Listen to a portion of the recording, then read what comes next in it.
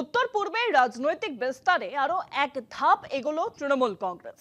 মেঘালয়ের Garo hills autonomous district council নির্বাচনে 14টি আসনে প্রার্থী ঘোষণা করেছে তৃণমূল কংগ্রেস। মুখ্যমন্ত্রী কনরাড সাংমার কেন্দ্র দক্ষিণ তুরাতেও লড়াইয়ে নামছে ঘাসফুল। 10ই এপ্রিল ভোট।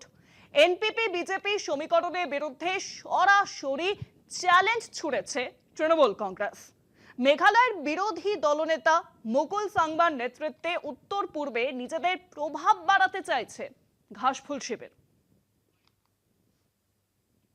উত্তর পূর্বে রাজনৈতিক প্রভাব বিস্তারের কৌশল আরও আক্রমণাত্মক করল তৃণমূল কংগ্রেস। আসন্ন গারো হিলস অটোনমাস ডিস্ট্রিক্ট কাউন্সিলের নির্বাচনে প্রার্থী দিল তৃণমূল।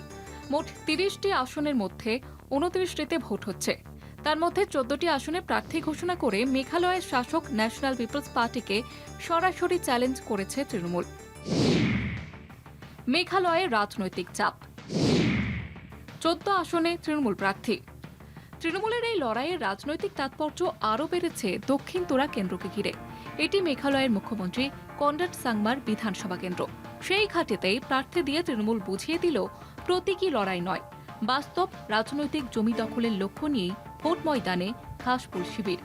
মেঘালয় বিধানসভায় বিরোধী দলনেতা তথা প্রাক্তন মুখ্যমন্ত্রী মুকুল সাংমার নেতৃত্বে তৃণমূল ওই কেন্দ্রে গ্রহণযোগ্য মুখকেই প্রার্থী করেছে। 2023 সালে মেঘালয় বিধানসভা নির্বাচনে 5টি আসন জিতে নিজেদের উপস্থিতি জানানোর পর এবারের লক্ষ্য তৃণমূল কংগ্রেসের সংগঠন তৃণমূল স্তরে শক্ত করা, জাতীয় স্তরে নিজেদের পরিসর আরও বড় করতে এবং বিজেপি ঘনিষ্ঠ আঞ্চলিক শক্তির বিরুদ্ধে নিজেদের অবস্থান স্পষ্ট করতে তৃণমূল কংগ্রেসের এই কৌশলগত পদক্ষেপ, এমনই মনে করছে রাজনৈতিক মহল।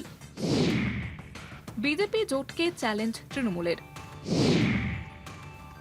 কনরাডের ঘাঁটিতে ধাক্কা। আগামী 10ই এপ্রিল নির্বাচন রয়েছে জিএইচএডিসির। মোট 30টি আসনের মধ্যে 29টি আসনে ভোট হবে। একটি আসন মনোনীত সদস্যের জন্য। তার মধ্যে 14 আসনে এনপিপি বিজেপি জোটের বিরুদ্ধে প্রার্থী দিল তৃণমূল। মেঘালয়ে বিগত বেশ কয়েক বছর ধরেই শক্তি বিস্তারের চেষ্টা করে যাচ্ছে তৃণমূল।